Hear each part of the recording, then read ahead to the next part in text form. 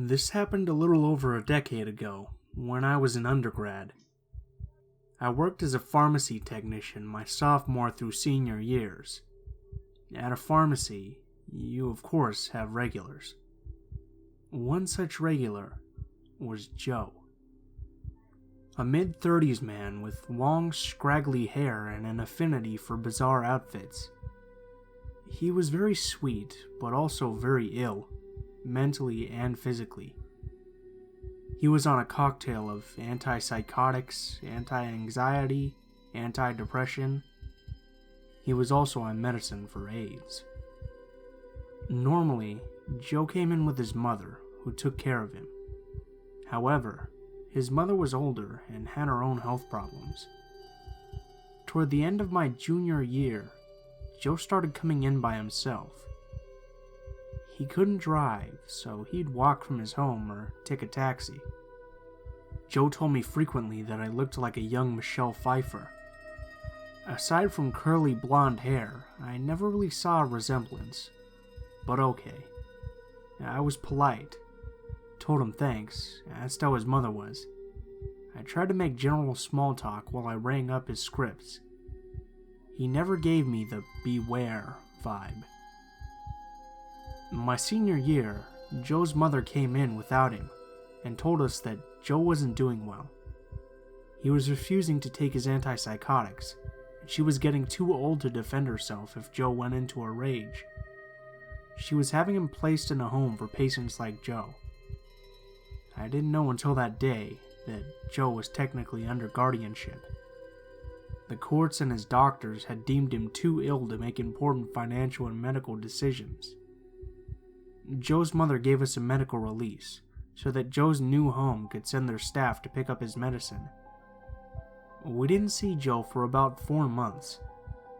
This was the end of my senior year, on a Friday night. Just me and the pharmacist were working because Friday nights are usually slow. I was reading a magazine when I heard, "Hey, Michelle." I'm not Michelle, so I didn't look up at first. Then I heard an angry, "Michelle," and a slap on the counter in front of me. This made me look up. It was Joe. He was bleeding profusely, and he left a bloody handprint on the counter. I was shocked, and all I could do was slowly back away to put distance between myself and the very bloody Joe. The pharmacist came rushing over, asking Joe what he was doing here. His home had picked up his meds on Tuesday. "I wanted to see Michelle," said Joe. "I miss her." Then he started trying to open the waist-high door to get behind the pharmacy counter. The pharmacist called for the store manager and told the manager to call 911 while she called Joe's mother. "Michelle, come here. Give me a hug." No, I don't think that would be appropriate, Joe. "Give me a hug." He just started screaming this over and over and attempted to climb over the counter. The pharmacist told me to go to the back storage room and lock the door. This just pissed off Joe, and he started picking up items, which covered them in blood, and threw them at us. It was a chaotic mess. A patron was about to attempt to subdue him, but the pharmacist and I both shouted not to touch him, due to him being covered in blood and being positive for HIV. We told the small crowd that had formed to leave for their safety, as Joe was still flinging items and getting blood everywhere. Eventually, the police and EMTs arrived. The store manager must have explained the blood and HIV issue, because they had on protective gear and were able to forcibly sedate Joe. The store had to be shut down, and a special cleaning crew had to come in and clean the entire store. Joe's mother came to apologize after the store reopened. She explained that Joe had developed an obsession over me, and grew angrier and angrier each month when his home would not allow him to tag along to pick up his meds. He attacked one of the other home residents the night of the incident, so the home grounded him and sent him to his room. Joe broke his window and crawled out, through broken glass, and walked all the way to the pharmacy. The home didn't know he had broken out, until his mother called frantically. His mother was considering suing the home for negligence, and she had Joe moved to a more secure mental health facility.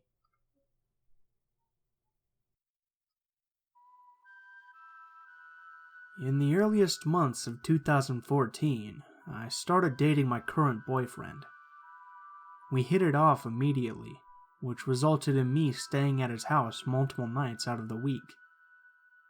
Eventually, I ended up living there, sharing a mobile home with him and his father. The neighborhood itself was fairly creepy, one of those unnamed country areas that branched out from a main road. Richard, my boyfriend's dad, would tell me stories about how the entire street was owned by one man, a guy who had gotten old in recent years and let the land go. As a result, the field beside our mobile home was overgrown with weeds and old trees. He also told me about the strange occurrences, of which he attributed to two things: aliens and kids from another neighborhood. Despite his warnings and how creepy the area was, I didn't really take him too seriously. After all, his biggest concern was aliens. I was unemployed for a short period of time after moving in, which left me alone in the house while Cody, my boyfriend, and his dad worked. I spent most of my days putting in job applications, cleaning up the house, and reading online. I guess you could say that my presence at the house was pretty predictable, which is the only explanation to this occurrence. One day, as unremarkable as any other, while I sat reading a book in our bedroom, I heard a car pull into the driveway. The sound was pretty distinctive, considering the area wasn't paved, but rather made up of gravel. Thinking that Cody had come home early from work, I slipped some shoes on and started for the front door, which was on the other side of the house. Before I could reach it, a knock sounded against glass. The front of our trailer had a sunroom, basically a front porch that's encased with windows, making it so you had to go through two doors before stepping into the living room. Being as paranoid as he was, Richard would usually lock the sunroom door before leaving for work, unless he was in a huge hurry. Still thinking that maybe my boyfriend had come home early from work, I opened the first door to let him in. Only, it wasn't Cody at the door, but rather a short Hispanic man. He smiled at me through the glass and nodded, almost as if I was exactly who he'd been expecting to answer. I noticed that he had one hand behind his back, the other hanging at his side.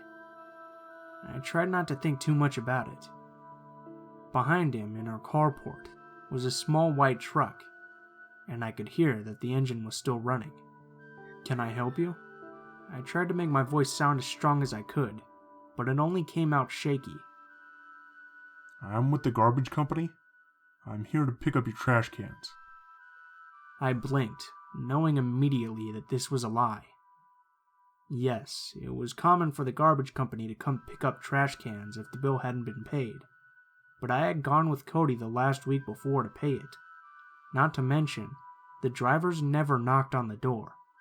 They only took the cans and left. I glanced to my left, seeing that our trash cans were still where we always kept them, on the outside of the sunroom, somewhat behind the house. "They're right there. If you need them, then take them." This time, my voice was more assertive, causing my visitor's smile to turn into a frown. Can I come in? He asked. I didn't verbally answer. I just shook my head. My heart dropped as I watched him reach up and grab the handle to the glass door, pulling on it to try and open it. The door clicked, obviously locked. The man tried to pull it again, but this time harder, causing the metal to creak. I jumped back into the house and slammed the front door, locking it with purpose. It was so quiet in the house that I only noticed two sounds: my heart pounding and the doorknob to our back door jiggling. There was no way it could have been the guy at the front porch. He wouldn't have had time to get to the back door, even if he had ran. "I'm calling the fucking police!" I yelled through the door, still baffled at the fact that this had all happened in broad daylight. I could hear the truck drive through the carport and into our backyard immediately after that. I took a moment to look through the blinds of a window, watching as a separate man jumped off the back porch and into the passenger seat. To this day, I'm convinced that these men knew I was home alone and had carefully planned the attack. One of them was meant to distract me, while the other broke into the back door. I still don't know what the front door guy had hidden behind his back. All I can say is that I'm forever thankful to how paranoid my father-in-law is. Who knows what could have happened if he hadn't locked the sunroom door.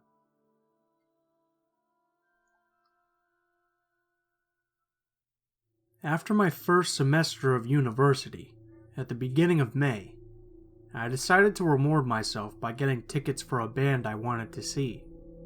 They weren't playing in my hometown, unfortunately, and the nearest venue they were playing in was a small town 6 hours away by train. I had a friend who attended university in the town, who agreed to let me stay with her, so I figured that I would be fine to go up. I had never been in this town before, but having lived in larger cities my entire life, I associate small town with safety.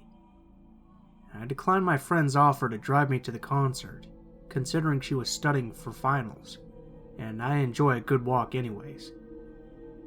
This town was divided by a river, and to cross that river, you had to first go over one bridge, then walk through a park on an island, then cross a second bridge to get back into town.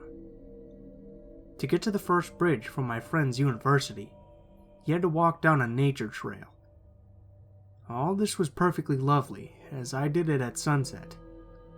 I had just emerged from my first winter in a rather harsher environment than I had grown up in, and the whole nature trail/park combo was filled with joggers and children playing, and squirrels, and pretty much everything else I had missed. This is only noteworthy in the fact that I felt completely at ease with my route, but I was pretty distracted and didn't pay a whole lot of attention to exactly which path I had taken. The concert didn't let out until probably slightly past midnight. I got to the first bridge, crossed, and proceeded to cross the island to the second bridge. It was a nice night out, and I was actually sort of enjoying myself in the warm spring air. That is, until I got to a hill I didn't remember walking over on the way there. I stopped at the base of it, feeling that something was off, but I eventually attributed it to the fact that I had somehow forgotten an entire hill. How funny, I thought as I walked up the mystery hill. All my thoughts ceased as I got to the top and found myself looking down the path into an empty carnival, and beyond that, the second bridge. Bit of context, I'm 5'7" and a 120-pound female, trained as a circus performer pretty much my entire life. This means that whatever extra weight I carry is pretty much all muscle, which serves, if for nothing else, as a boost of confidence, and also that I didn't have any sort of fear of carnivals or clowns or anything. But walking over a hill I didn't remember, to see an entire carnival I definitely didn't remember seeing, set me on edge. But I didn't really see any way around it. Literally, as there were forests on either side. Plus, the bridge was right there. And besides, the carnival looked pretty abandoned. So I start off down the other side of the hill and into the creepy carnival, maintaining a quick pace, definitely on high alert. I kept my focus mainly on the bridge I was aiming for. I was mostly on the way through, when I saw the people. I saw them from far enough away that I didn't jump, but I did stop dead in my tracks. They seemed pretty normal looking by their clothes, and I was too far away to see their faces. They were sitting in whatever was available. Lemonade stands, immobile roller coasters, covered picnic tables. I didn't really know what to do about any of it at all, and I'm sure there was much better options available. But in the moment, feeling I had to do something, I started to walk forwards again. And as I did, I made eye contact with the first one of them I saw, and held it as I walked through them. The man I had chosen to look at, I remember very vividly, looked a lot like I'd imagined death would look like. A gaunt, drawn-out face with no expression of any type on it, sunken eyes that followed me as the rest of his body stayed still. From what I could tell, the rest did the same. I was terrified out of my wits, and for some reason, making eye contact with this zombie of a man was the only thing that I felt was keeping me safe. I never broke eye contact with him until I reached the second bridge, so far as to opt to walk backward down the trail. I turned and crossed the bridge at a sprint, and someone shouted behind me, which only prompted me to run faster. Now I mentioned that the route from the university to the bridge was a nature trail. This meant that it had no lights on it, and was black as the void, trees covering up the moon and making it impossible to see anything. I didn't care at this point. I ran down the trail, tripping over who knows what. Anything to put distance between me and the creepy carnival people. Eventually, I reached a patch of light at the end of the university, and stopped. There wasn't any noise anymore except for crickets and my own frantic breathing. If any had followed me, they hadn't done so for long. I managed to gather myself together enough, and remember that I did in fact have a cell phone. At that point, I used it to call my friend, to have her meet me in a well-lit spot on campus, populated by studying students. I told her what had happened, and her eyes got really wide. As it turned out, unbeknownst to me, there were two trails to the park on the island, a north one and a south one. I had taken the north one on the way there, and had accidentally taken the south one on the way back. She told me that people never ever passed through the carnival at night, as it was where the local meth addicts would hang out. They were unpredictable at best, and at their worst, well, muggings were the least of it. I had gotten off extremely lucky, so everything ended up being explainable, but somehow, that made it even worse. I didn't sleep well that night, and when my friend offered to drive me to the train station across the river the following evening, I accepted.